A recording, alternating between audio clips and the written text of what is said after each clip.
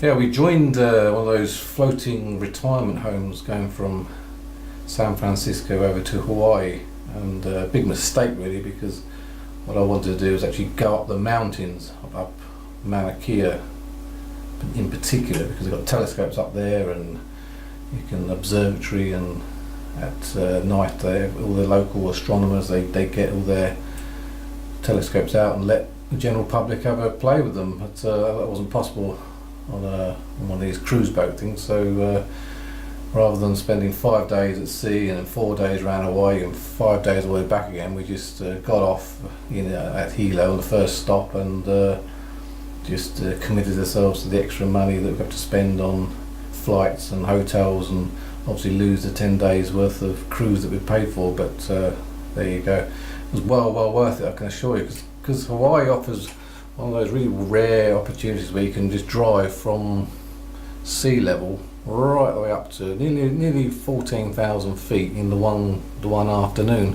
And the idea is you drive up first of all and stop at the visitor centre at 10,000 feet, and then acclimatise. I say acclimatise for half an hour. I can't imagine how many blood cells you'll create in half an hour, but I think the idea is just to check to make sure you feel comfortable, because I can assure you once you get up to 14,000 feet, boy oh boy, that's some experience. In the visitor centre, when I was looking around for toys like this, some knick-knack to buy, there was a couple there that's a bit of a quandary, because they only had a standard car, didn't have a four-wheel drive. So I said, yeah, you can come with us and jump in the back and we'll take you up there. And had a good chat with them. It was really good, really fun. But one guy, you want to see him, he got out the car, whereas me was like struggling to walk anywhere and just sort of taking all the view and everything. My missus couldn't even get out of the car. She was that exhausted from just sitting in the car. But he ran down a slope up to another peak and ran all the way back. But I did notice though, when he got back in the car, didn't hear a peep out of him. He was, I think it whacked him out. But it was very good. And I spoke to his wife, who's into science and philosophy and psychology and so on and so forth. Had a good chat, and went back down to 10,000 feet and waited for it to go dark.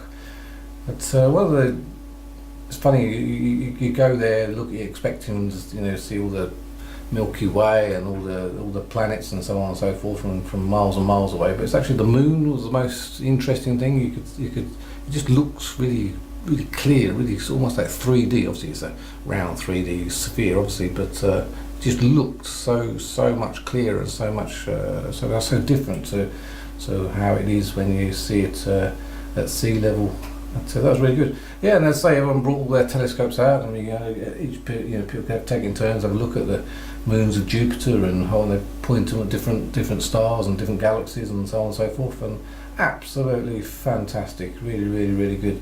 So if you ever get a chance to go to Hawaii, make sure you make the effort, to go up there to see the stars, but also just to give you that sense of how feeble we are as human beings. So only when you get up there and experience how difficult it is just to walk about and exist, just a couple of miles up into the mountains, how these guys go up and right up to the top of Everest and so on and so forth. I do not know, but it's only when you experience it for yourself and realise how feeble you are, and now we're sheltered in this really thin atmosphere. That's quite something.